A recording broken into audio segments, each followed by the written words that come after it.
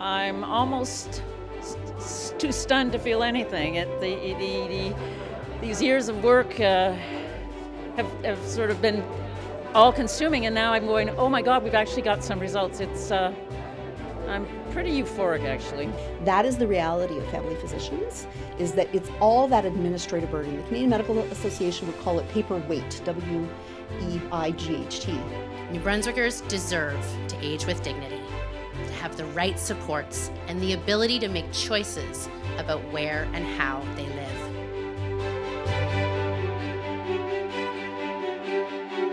Welcome to This Week Uncut. We take a look at the top stories of the week from CHCO TV and the Courier. I'm Vicki Hogarth. And I'm Nathalie Sturgeon. We begin this week in St. Andrews with the announcement of $1.7 million for the St. Andrews Wellness Centre. Yes, Nathalie, this was a significant announcement, especially because this marks the third collaborative care clinic in Charlotte County. Yeah, so it's the third and the only one that was not on the list when the list was announced by the whole government. You'll remember it was St. Stephen within the first 18 months of that mandate, then Black's Harbour this year, but St. Andrews was nowhere on that list. And this has been something that I think started out of a desire by Dr. Julie Levesque-Taylor to have a more collaborative approach to healthcare, right? She came to us several months ago and talked about her experience in Manitoba and working together and what that was like. And then when the collaborative care model sort of came around, she was like, oh, maybe this is the way into creating a collaborative practice. She did go to Family Medicine New Brunswick and partner with a doctor in St. George, and so she's been doing that work already.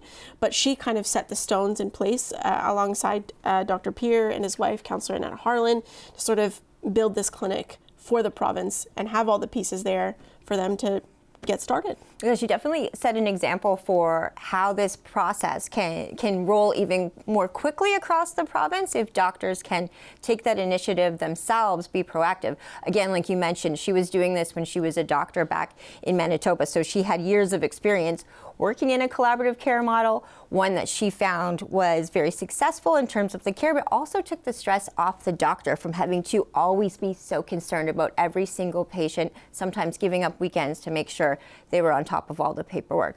So she thought she could catch the eye of the province by having this started right here in St. Andrews, even though St. Andrews, like you said, wasn't one of the clinics announced for this year originally, but because of that impressive work that she did, that groundwork, was able to get St. Andrews in the first the early rollout of these programs. Yeah, you're going to hear in a few minutes, I think in the next segment of Premier Susan Holt speaking about that exactly. The building was there, the support was there. It was an easy answer for her to provide the clinic with that money. But this clinic has a long history in the town. I'm not so familiar with the history pre-2008, but I do recall Annette Harlan talking about 1974. And you know, to the credit of the town, they've really stepped up to provide the Wellness Centre with that space. And Mayor Doug Naish was one of the first mayors to sort of bring it into the W.C. O'Neill Arena. And then successive mayors, Brad Henderson and now Kate Akagi, are sort of continuing that progress. And now we've arrived here. Annette Harlan spoke about the history of the Wellness Centre. Take a listen. I have the distinct pleasure today of providing you with some of the history and evolution of the St. Andrews Wellness Centre. The Wellness Centre has a long history of being a collaborative care interdisciplinary clinic. It was formerly known as the Health Centre and originated through a generous funding donation established by Lady Beaverbrook. As many of you know, Lady Beaverbrook was a summer resident in St. Andrews and was a very generous patron to this community. Through the Sir James Dunn Foundation, she funded this arena, our high school, the fire station, as well as the original health center, which was located on Sophia Street. It looked very different than this facility. It was in a renovated historic carriage house that was built by the renowned architect David Maxwell. At that time, Dr. Tom Taylor, the town dentist, and Dr. Don Smith, the local physician, had a vision of creating a collaborative interdisciplinary clinic that included family physicians, dentistry, physiotherapy, and dietetics. I am told on good authority that both men were avid curlers, and that this vision was likely discussed in the curling club in this very building, which is kind of neat.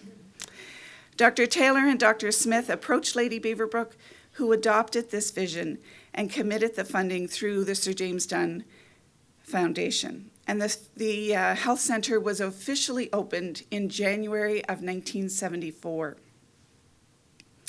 During its tenure, the health center provided clinic space for healthcare staff, as well as visiting consultants in the area of psychiatry, gynecology, plastics, orthopedic, and general surgery.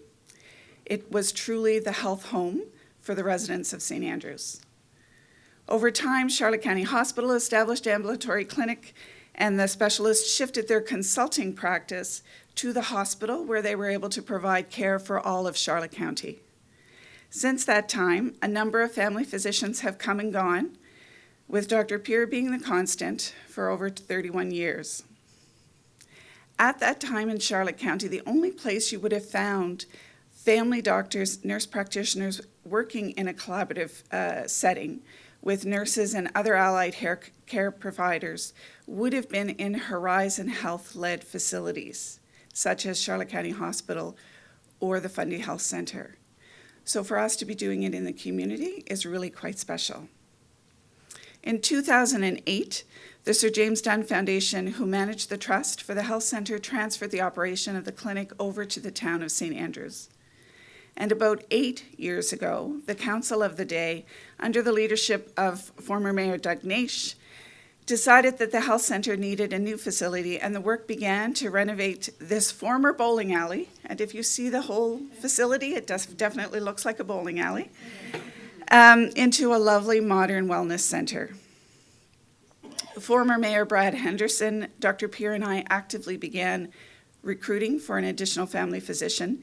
And in the midst of COVID, we were able to connect with Dr. Julie Levesque-Taylor, who was practicing in Winnipeg, Manitoba at that time.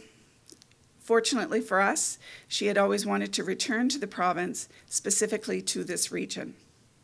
And in May of 2021, the St. Andrews Wellness Center officially opened. As a wellness center, we continually try to meet community needs.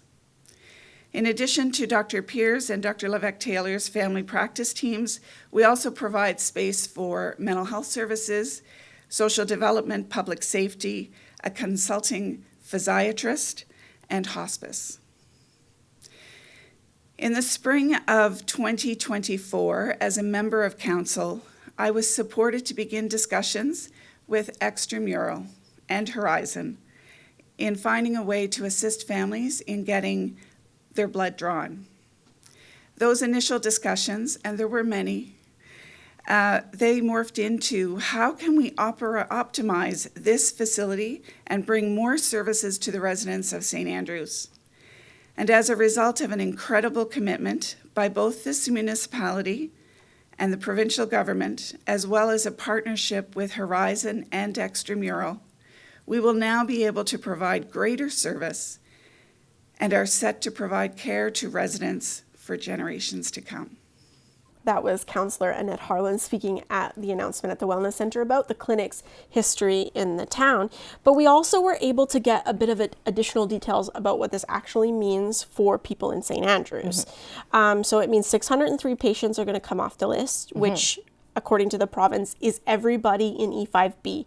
St. Andrews, Shamcook, Bayside, and Barrett Mills. Yes, go ahead. Yes, and what I want to stress for anyone hearing that at home right now is that's 603 people who have registered on the wait list. So if you are not already on the wait list, make sure to call. Get yourself on that wait list. This is how you will be taken off as soon as the clinic is fully in its full operation, when the renovations are done and the doctors come on board. So that should be by the fall. And they did say that they expect that number to increase now that this has come, to fruition. They're going to expect that number to rise. The other thing to keep in mind for folks, because we did get this question, would they take patients outside of that geographical area? It is my understanding, based on how this process works, that that's not going to happen, right? People in Blacks Harbour will go to the Fundy Health Centre in that geographical region, also a clinic that has a plan to take on the remaining 1,100 patients that are orphaned there. And then in St. Stephen, which we will talk about a little bit later, we'll take patients within the St. Stephen area and attach those patients. And they're starting that work now. But the doctors that are coming, Dr. Madison Borcella, Dr. Grayson Gould, and Dr. Madison Stevens, two Madisons, will also help in taking on Dr. Brian Pierre's 1,700 patients as he eases himself into retirement. It's going to be a lot of fun to watch this roll out, to be here right in the arena where all this magic is coming out, where we get to see this come to life. Anyone who's watching, the name Madison Borcella might come to mind, because that is Ed and Rose LeBlanc's granddaughter. So she actually has ties to this community, which are worth pointing out. I think that's really neat to have someone at the start of their career coming home to a part of New Brunswick that is special to their family. Yeah, and those young physicians were actually taking their practice exams at the time of the announcement. So we wish them luck. We hope everything goes well, and they're expected to arrive in September. Take a listen to Premier Susan Holt and Dr. John Dornan speaking with reporters at the Wellness Centre. So this gives us an opportunity to encourage them to get on the wait list so that we can attach them to this clinic that's now going to have the capacity to serve everyone who needs primary care in the E5B postal code area. So we expect more than 600 patients will likely get added to this clinic, and we'll have the ability to make sure that the 1,700 patients from Dr. Pierre transition really smoothly, along with the other patients that Dr. Levesque Taylor and others, the nurse practitioner, are seeing. And you said that timeline would be 6 to 12 months. Is that what we're looking at? That's right. Yeah, we hope 6, but as you heard, September, we've got the 3 new doctors coming on board, and they're recruiting now to add the RN and the LPNs. And so those recruitment cycles are hard to predict, but as soon as we have the talent, we're going to get them on board and get those patients attached. We're not looking. People have committed to coming here. We have space committed. So those are the 2 ingredients, but it doesn't happen overnight. So we'll wait for those physicians to finish their exams. They'll come here late summer. We'll finish the space here, and the rest is history. What was the process of getting that set up, and how do you, what makes this in some ways different than some of the past ones? So Family Medicine New Brunswick was a strategy used in the past to have people working collaboratively, as Dr. Levesque Taylor has mentioned. The successor to that is the Collaborative Care Clinic that we have negotiated with physicians. So all of the Family Medicine New Brunswick teams will meld into the Collaborative Care Clinic. The Collaborative Care Clinic is a Family Medicine New Brunswick on steroids. It looks after more physicians, more other healthcare providers, provides overhead support, provides paperwork support, and so all of those clinics, including this one, will meld into the CCC.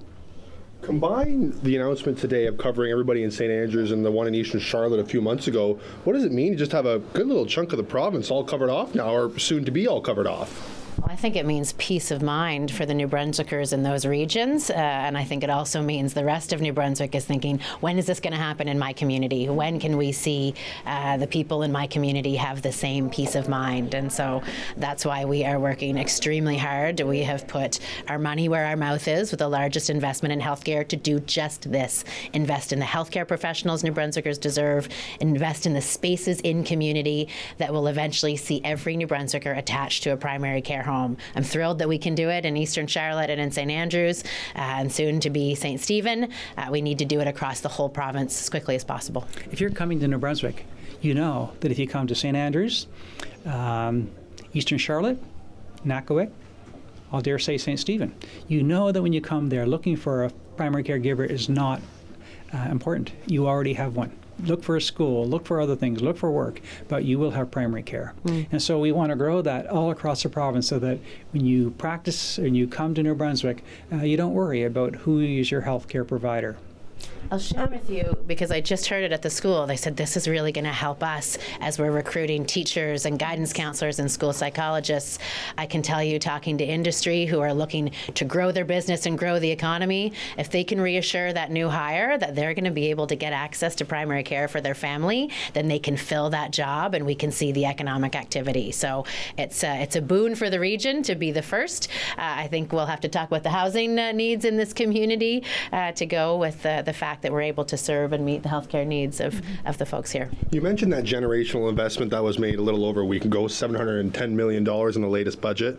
This might be a crazy question given the price tag, but is that enough to solve our healthcare issues in the province right now, or over the next 5 or 3 years, I should say? Yeah, it's not a crazy question, actually, because as we know, New Brunswickers are aging. Their healthcare needs have been increasing over time, and we need to serve everyone in this province with the care that they need for the stage of life that they're at. I don't think it's a surprise to anyone that we have a challenge with senior care and making sure that people are getting the care they need in the environments they need, and that costs money. It's an investment that we need to make in the systems, in the spaces. We have aging infrastructure, as you would have seen if you've set foot in the Charlotte County Hospital.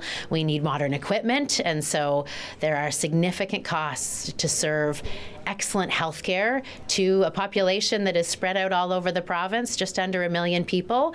Sometimes it can be tricky to get the efficiencies that you want out of those systems because people deserve care close to home. But we know that this is what New Brunswickers need and deserve. We know that to have a healthy economy, you have to have a healthy population, and our government is prepared to invest what it takes to make sure that every New Brunswicker has access. That was Premier Susan Holt and Health Minister Dr. John Dornan taking questions from reporters on Monday.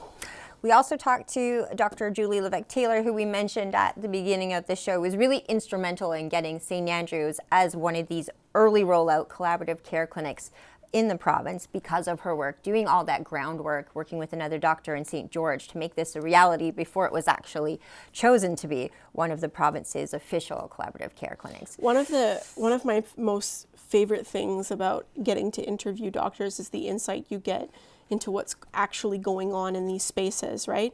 When I talked to Dr. Y.L. Saber, he talked about the stress of being called by people who don't have a primary care provider, begging him to take them on as a patient. And you're going to hear Dr. Julie Levesque-Taylor talk about going to her child's swim practice. And instead of, doing what the other moms and dads are doing, the other parents are doing, she's on her laptop, right? Checking blood work, handling paperwork. So this is the extraordinary sacrifice that doctors are currently making in a system that is not built properly to support them. The other thing that is important to note is the province has signed a new physicians services agreement, which is worth, I think, this year $176 million, $270 million in total over the next 4 years. So that was a big step. A lot of doctors will tell you that that's a very important step because they're going to be compensated in line with other provinces. So these are all good steps that the province has taken to improve the conditions in which doctors are working. And I do wonder too, when you look at a doctor like Levesque-Taylor, who is originally from New Brunswick, went to Manitoba to have a large portion of her career, and then wanted to come home. This is a beautiful part of the world, and I think that a lot of times we don't appreciate how special it is to live here. Any of us who've had to live in other parts of the country, I think when you get to come home again and do a job here, I feel like it's a life hack that I work in New Brunswick now. I thought I wouldn't come home till much later in life. So I think that this could be another attraction for doctors who either are from here and might want to come back, or people who just want this beautiful way of life that we have on the East Coast, and this collaborative care model offers something that, when we learn from the doctors themselves, might be part of the reason they choose to come here. Well, that's certainly the province's goal. I think we know that they're actively recruiting doctors from other provinces. I know there's great interest in Ontario and Quebec, but also the United States, doctors from the United States who are looking to come to Canada to practice. They've also accelerated and removed some of those barriers that exist to foreign doctors to come and practice here, which I believe one of the other physicians that is going to St. Stephen Clinic is currently going through that process and will be able to onboard and get going when the time is right. And so that they've taken away those barriers, they've increased compensation. So this is very important to them. Dr. Julie Levesque-Taylor told reporters what this funding means for her and the patients of the St. Andrews Wellness Center. What does it feel like to be here today, having this support and having this announcement? It feels nothing short of amazing, honestly. The faith that this government has put in this model, not just adding more dollars to the budget so that doctors can get paid more for what they do so that they're at parity with the neighboring provinces and the rest of Canada. Of course, that needed to happen. But the infrastructure investments is key because family doctors are the only doctors in the system that have to run their own offices. Some specialists do that, but the vast majority of specialists work in hospitals. And all that infrastructure, all that management piece happens through the hospitals. Family docs have to run their own offices, and to have that support where we get now funding to be able to hire MOAs, to be able to hire, not all of it, but at least some burden off of our shoulders to be able to not nickel and dime how much administrative support that we get, not nickel and dime, can I really afford a full-time nurse, not nickel and dime, can I afford a practice manager, can I afford, an electronic medical record, can I afford e-fax, I could go on and on. There are so many costs, hidden costs, that when people look at what family physicians make for a living, they don't realize how much overhead we actually pay at the bottom, at the end of the day. So it feels fantastic to know that now there is that infrastructure, not only for me, but for the physicians that I'm trying to recruit to the area, for them to know that they are not alone in footing the whole bill. What does the expansion that the Premier talked about mean in terms of square footage, in terms of rooms in this facility, and what you can offer? So this building here, or this clinic, when I first got here, and I would say since January, basically was meant for 3 physicians, and each physician would get 2 exam rooms. And so what we've done is we've moved the renovations included moving the existing reception area, which really only had space for 2 receptionists, 2 MOAs, to the front area where you see when you first come into the clinic, so we can accommodate 4. So all of that had to move. And in the previous space where the reception areas, now we've created 2 new exam rooms. The province has also added some funding to scan all the paper charts from Dr. Pierce's practice into the electronic medical record, which opened up an additional space for another treatment room. So now we have 3 extra exam rooms so that we can accommodate. And of course, there's going to have to be what I call the Tetris game of healthcare scheduling. So extended hours, making sure that when some people are on phone calls, other people are seeing people in person. It is still a very small space if you assume that every doctor that's going to work here will have a nurse attached. And so it means that, like for example, I work a 7 to 3 days a week, and a noon to 8 p.m. 2 days a week, so it accommodates the space for the RN and the NP to be able to do their work, and we work out of 3 rooms. I don't know if I've heard a physician speak so passionately about this type of model since we've kind of really started talking about it in New Brunswick. I'll ask you again, I know you spoke about it in your speech, but just how impactful is this model in recruitment, retention, just everything that comes with healthcare? Most doctors go into medicine because they want to make a difference. They want to take care of people. We're not in it for the money, honestly. But here's the thing, is that nobody tells you when you go into this business that you will feel responsible for the care of these people. And which means that when a CT scan comes in on your electronic medical record on a Friday at 4 p.m. and it says there's a mass there, I don't just shut down and say, I'll deal with it when I can. I pick up the phone, I call the patient, I talk to them, I bring them in, I do what's necessary. I check my labs, I do prescription refills. People will see me at my kids' sporting events. My youngest is a competitive swimmer. Best sport in the world, by the way. No one ever gets hurt. It's great. But you sit there, you watch her do her 29 seconds of greatness for her 50 free, and then for the next 2 hours, instead of doing what the other parents do, I pull out my laptop, I'm checking labs, I'm doing charts, I'm doing all the work that goes around the 15-minute visit that I do for my 20, 30 patients that I see in a day. That is the reality of family physicians, is that it's all that administrative burden. The Canadian Medical Association would call it paperweight, W-E-I-G-H-T. It is crushing family doctors and primary care providers across the country. And the antidote to that is is primary care teams. It's spreading the burden. Is having an RN who can go through the labs and just take care of all the stuff that's normal. If it's a vitamin D deficiency, I don't need to take care of that. If it's, a controlled thyroid issue and the labs look good, the nurse can make that call. If someone's coming in for a tick bite, the nurse can take care of that. The nurse practitioner covers me when I'm away at hospitals for a week. I don't have to come back to the office now.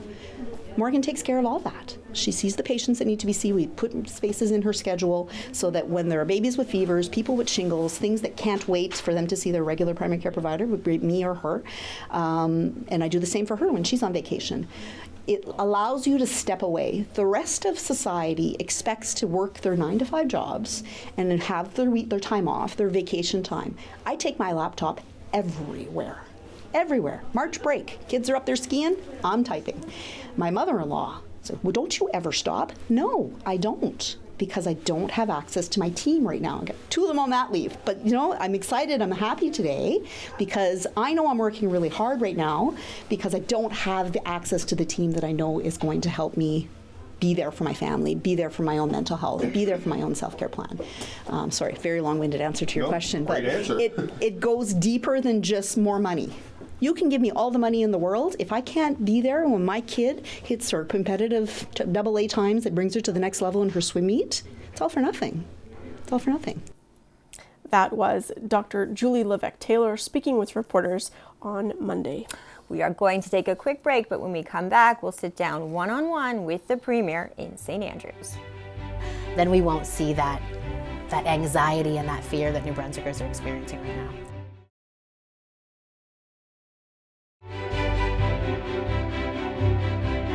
Welcome back to This Week Uncut. I'm Nathalie Sturgeon. And I'm Vicki Hogarth. So Vicki, the Premier was here for the announcement, but she also went down to Honey Beans to have some candid conversations with members of the public, but she also came back to speak to you. So what did you talk about? Well, it was definitely an exciting start to the week here in St. Andrews. I think it was first thing 9 a.m. Monday morning. We were down at the Wellness Center, a packed room. Premier Holt and Dr. Dornan actually headed down to Honey Beans after that to meet with the public. Of course, this is right after the budget, so a lot of questions, not just on healthcare, that she faced from people downtown. And I didn't actually go to Honey Beans. I think you and Jeff Lively went down to capture some of that action, and it seemed, from what I heard, that it was pretty intense. A lot of different concerns brought up by locals. There was a lot of emotion that I saw I didn't stay for the whole thing, but I was there for 20 to 25 minutes, and there was one individual talking about Provincial Veterinary Service, but she was also crying when she was talking about her animals. So these are personal issues that people are sort of trying to make sense of, and the person that they want to make sense of it is the Premier. And definitely that was a question that we brought up here because we had heard a lot of it the week prior after the budget came out, and that was one of the biggest things we heard from Charlotte County residents was the veterinary services that were once provided by the province will transition into being private. Now, this isn't going to happen right away.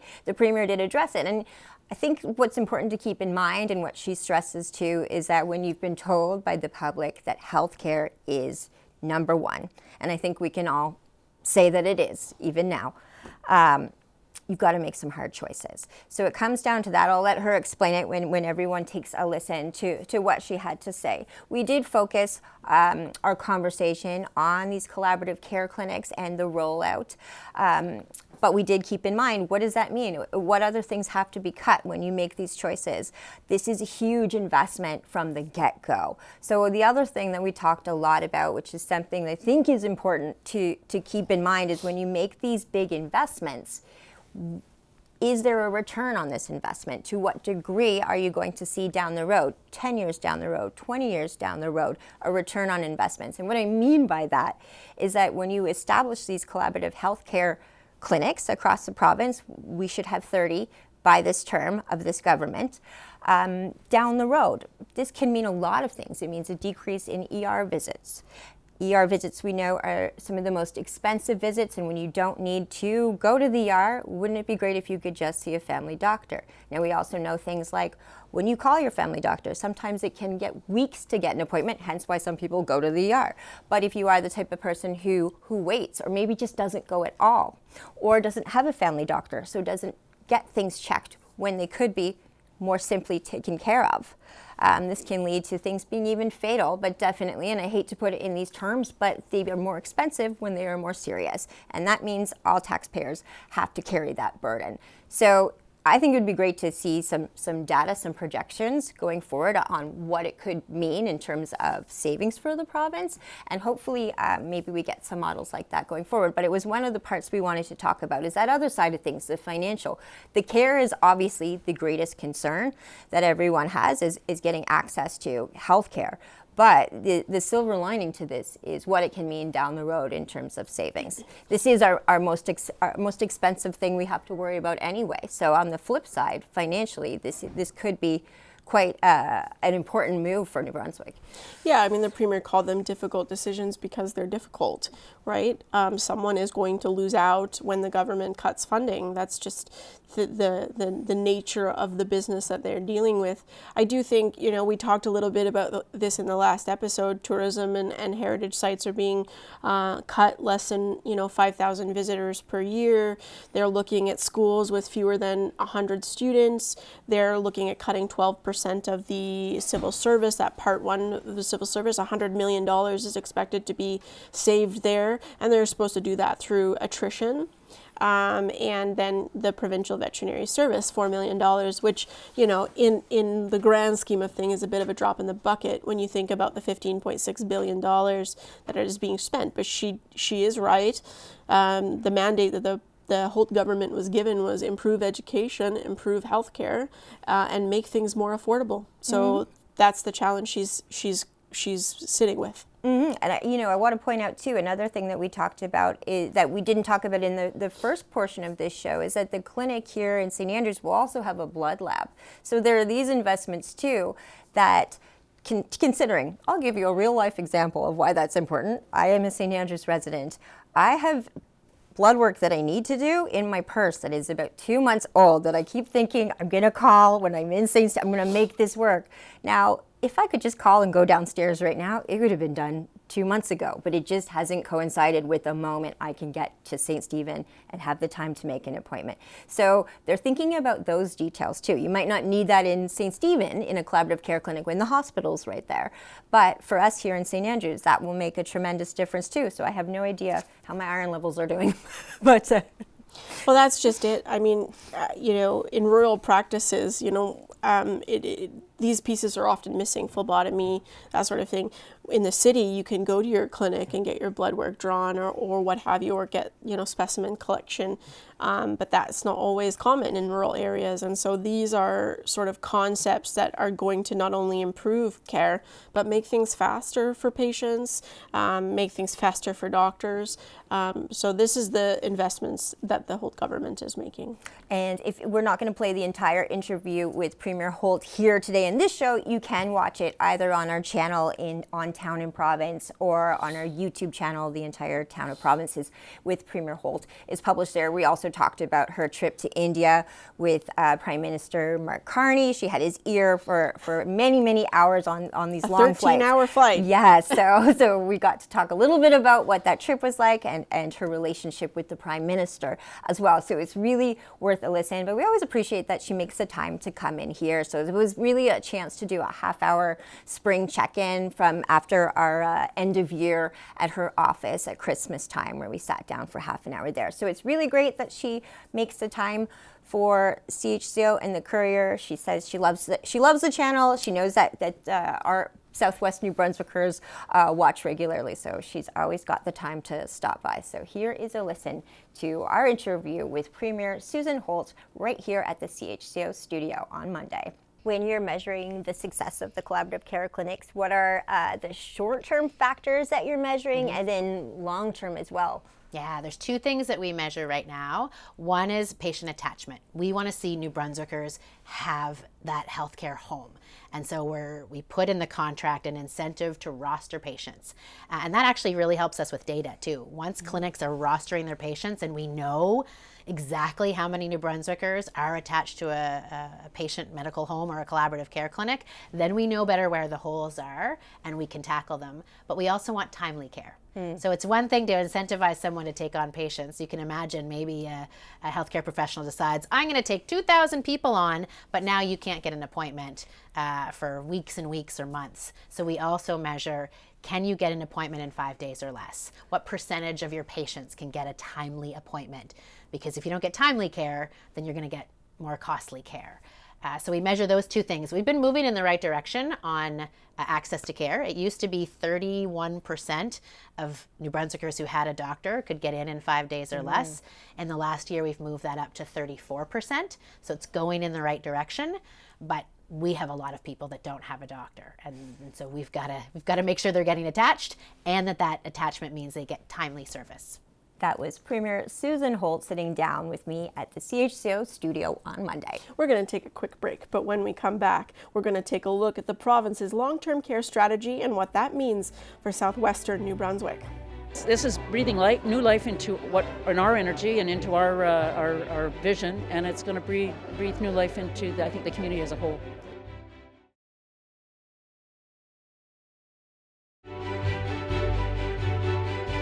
Welcome back to This Week Uncut. I'm Vicki Hogarth. And I'm Nathalie Sturgeon.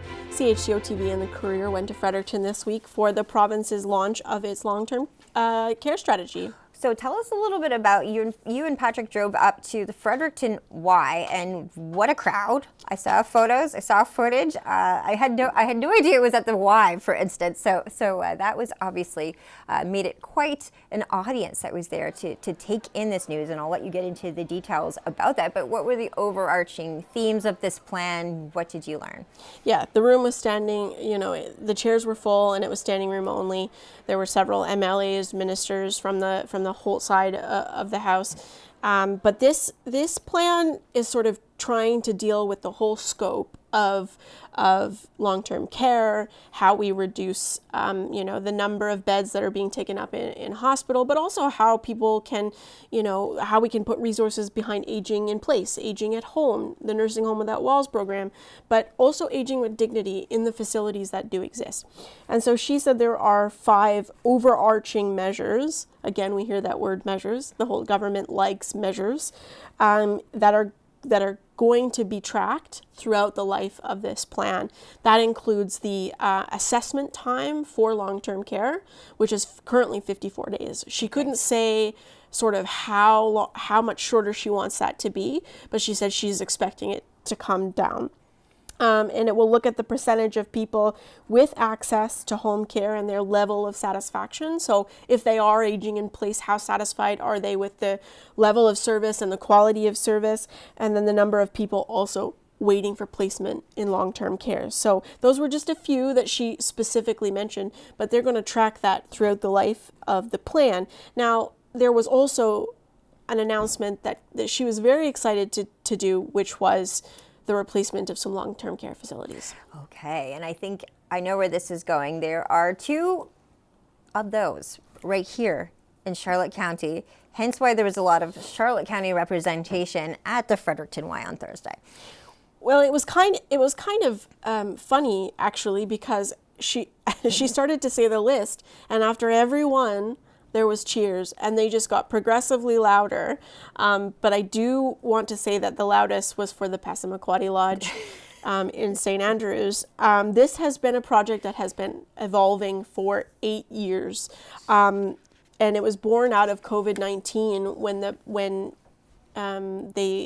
Caroline Davies of the Passamaquoddy Lodge Foundation said seniors were being isolated from their families because when they would have to have a lockdown for a long-term care facility, they'd have to do it for everybody, which meant that nobody could come in. And we know that there are studies that show that actually produced worst outcomes for seniors living in those facilities. So they designed a unique model where they have 5 different houses with 12 beds, and then a daycare facility as well, because we know that, combining a young generation with the oldest generation also improves outcomes for both age demographics. And it's going to increase the bed space by 20. It's currently a 40-bed facility with constraints on space and limitations, and they're going to increase that bed space by 20. Wow. Well, I think anyone who's been watching CHCO regularly over the past year knows how proactive the Passamaquoddy Lodge group has been in making sure this is top of mind for the province. We've done countless shows, countless news stories with them to make sure their voices are heard, that their concerns are known by the province. And I think what's really interesting, particularly about the Passamaquoddy Lodge construction, this new lodge, is that because of the way it's designed, it can really be studied long term for its effectiveness in keeping people healthy longer, keeping people happy longer. Like you said, those intergenerational elements where they won't feel as shut off from the community. I think it's going to be really interesting to see if that model will end up being replicated elsewhere and potentially be one of these incredible success stories. Well, you're going to hear from Caroline Davies in just a few seconds, but she did say that they're partnering with UBC, the University of British Columbia, to study the model. And she told the province that this was part of why they wanted to do this, because they wanted to see if this was a model that actually resulted in better quality of life, right? Aging with dignity, in a long-term care facility. She said there are versions of these 6 in total long-term care facilities that will be up running by 2027. These 2 in particular are expected to be replaced by 2028, 2029. And most St. Andrews residents will know where the new Passamaquoddy Lodge, the new permanent Passamaquoddy Lodge, is going to go off the Bar Road. They can take that sign down now. And it's a big plot of land that they're going to develop. So now they can move forward, right? When we talked to Carolyn just a month ago, she was frustrated by the fact that she hadn't received a response from the Holt government. She even initiated a letter writing campaign. I think that produced 500 or so letters to the minister and to the premier, right? This is something that the community wanted and was speaking very loudly in support of. And so now they can initiate fundraising efforts. They can start to commission design plans, all of that stuff, tendering, all of that stuff can start now because they've got that commitment from the whole government. It's so incredible to be a news station rooted in the community that we serve too, because we get to see the response of the community when we break news like this. And a number of people we told yesterday, even people were able to tell face to face, were emotional, brought to tears really, because this is our family, this whole community, where it matters to me where my blood family goes, it matters to me where my neighbors go. We're all family. So to see the reaction of the public, to know how emotional it is, to know that people you love, be they relatives or just friends that are basically family, are going somewhere that will be this special, that is life-changing, life elongating too in a lot of ways potentially. It's just amazing to that's when I value my job, when you're able to give people news that is just this. Wow. Yeah, I have no words really. There's very few times I'm like that. So take a listen to Caroline Davies' reaction to the announcement of the Passamaquoddy Lodge being replaced by the Holt government. I'm almost too stunned to feel anything. These years of work have sort of been all-consuming, and now I'm going, oh my God, we've actually got some results. I'm pretty euphoric, actually. This has been a long journey for the lodge, for its residents, for the board. How do you sum it up in terms of the progress that this means for this project? This basically tells us we can go ahead. Up till today, we couldn't do anything else. We couldn't borrow money to start building. We couldn't finalize our designs. We couldn't. We've committed to fundraising up to $20 million. We couldn't start that because we had nothing to offer the community, because we have to have a license to open up a nursing home. So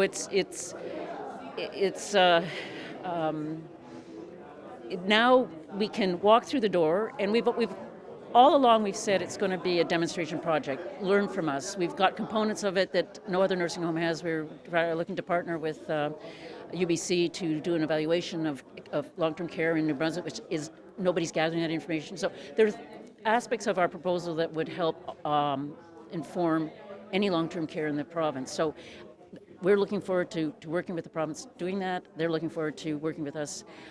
We want to introduce technology. I know that some homes are starting to do that. There are things that we could do that will be really a lot of fun to try. And I guess I should say try is the right word, because we don't know if it'll all be successful. But it's, we now can go back and tell the daycare that this will probably scare them, but that we're going to move forward on our project. And I just think it breathes. This is breathing new life into our energy and into our vision, and it's going to breathe new life into I think the community as a whole. Yeah, I mean, I guess, what do you think it means to the seniors in St. Andrews who may have had to travel somewhere else for long-term care if they ended up needing that, and the people who are living in the lodge who are, with size constraints, all of that other stuff? So in terms of people living in the lodge, it's going to give them a facility, recognizing it'll take us a couple of years to get it designed and built, that will give them the space they need to be looked after with care and with dignity. We won't have bathrooms with no doors. We'll have rooms large enough that you can take a lift in if you need one to help get somebody in or out of bed. It will mean that families will be wanting to come and visit their loved ones there because they'll feel it's a more home-like environment, and they'll see the care that the staff in Passamaquoddy Lodge give is second to none. They'll be able to continue that and feel more valued because they're in a facility that allows them to give the care even in a better manner. In terms of seniors keeping seniors in the community, they know that there is still a nursing home, but we're also going to offer programs to support aging in place, so people can stay in their homes. They can maybe come and we want to do an adult day program. That has to be purpose built, so that will be purpose built. We are looking to see if there are ways and means of adapting some of the facility to allow people to come and maybe walk in wintertime, so they're not walking on ice. And so people, as you get older, I have an artificial knee and an artificial hip. I don't want to have them replaced, so I don't want to fall. So stuff like that is important. But it's also important because we'll have the daycare, and so people see as they go and pick up little Johnny or little Sally, oh yeah, let's go see Gran, or let's go see Great Aunt Bessie. So they've got that right there. They can go, and it's a family facility, not a place to park people and forget about them. That was Caroline Davies of the Passamaquoddy Lodge Foundation reacting to the news about the new lodge facility on the Bar Road. 2 Charlotte County long-term care homes announced by the whole government that would be rebuilt. Lincourt Manor in St. Stephen as well was one of those. Yeah, and that also got a significant applause. Lincourt Manor is also a facility that is really old, not mincing words. They have old pipes that are not up to modern day standards and would not meet code at the moment. Their bathrooms have curtains on them. They don't have doors on them. So this is a facility that is being really challenged right now. And I did talk to Ronnie Sue Morin, the executive director of Lincourt Manor, who said, social development has been at the table with them, handling urgent needs, handling urgent problems, and sort of coming to them every month and sort of working with them. So this announcement to her is going to bring relief. We're going to take a quick break, but when we come back, we're going to look at what the team is doing next week.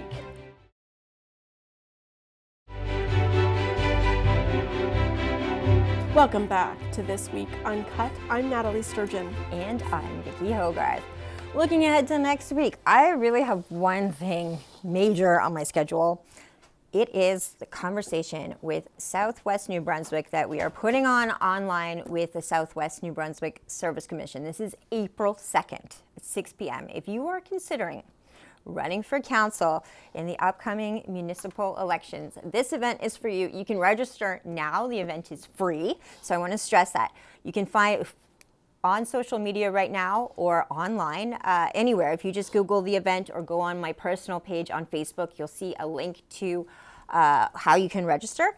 It is a conversation for Southwest New Brunswick for those thinking about running. We're going to go over what you need to know before you run, the basics from what you would need to get your nomination papers set, to what council is, what council isn't.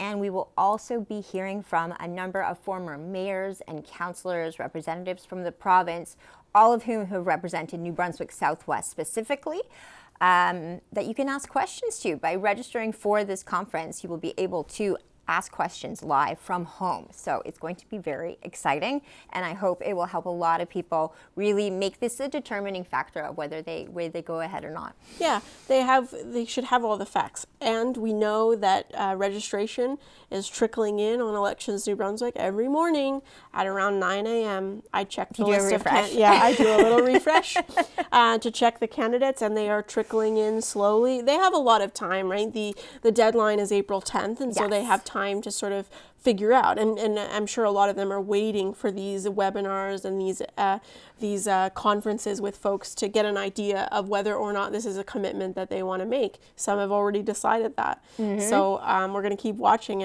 and May 11th is coming very quickly. It really is, and that, this is what I want to stress to people at home. That's why we're doing this event April 2nd. Nomination papers are due April 10th at 2 p.m. and there is no exception beyond that. I attended the Union of Municipalities from New Brunswick did a webinar last night.